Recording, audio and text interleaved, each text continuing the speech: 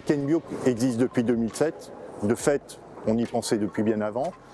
Et on a construit ça avec Olivier Durand parce qu'il y avait l'idée d'avoir des réponses, de présenter des réponses positives par rapport à ce que c'était que l'agriculture biologique. C'était une agriculture d'avenir et pas une agriculture du passé. En 2007, on avait commencé avec environ 4000 visiteurs. En 2015, c'est-à-dire la dernière édition, on était à 16 000 visiteurs. On espère dépasser ce chiffre-là pour l'édition 2017. Il est important que dans l'ensemble des acteurs du monde agricole, que la bio elle puisse apparaître et être prise en considération parmi tous ces acteurs, qu'ils soient bio, qu'ils soient pas bio, qu'ils soient un peu bio, etc. Je veux dire qu'il n'y a pas des gens qui pensent bio et puis d'autres qui ne seraient pas complètement bio. Je veux dire, il faut lutter contre ça. La bio, elle doit être prise en compte par tout le monde. Le consommateur a moins d'inquiétude. Il sait qu'en prenant du bio, il fera du bien à l'environnement dans un premier temps.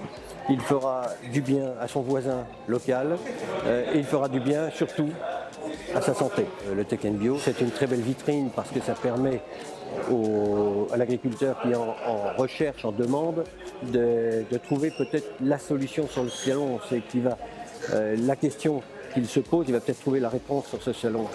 Ça, c'est une richesse.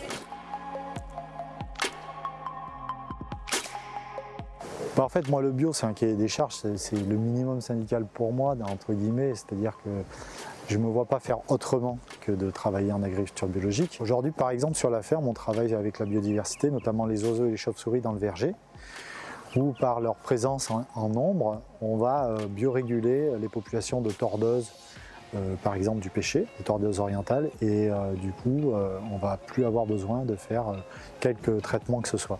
Progressivement, les agriculteurs conventionnels vont s'approcher de plus en plus du bio. Donc il est nécessaire pour eux d'avoir des alternatives en termes par exemple de travail du sol, donc suppression des herbicides. Et l'agriculture bio est finalement un vivier, un savoir-faire qui va leur apporter beaucoup.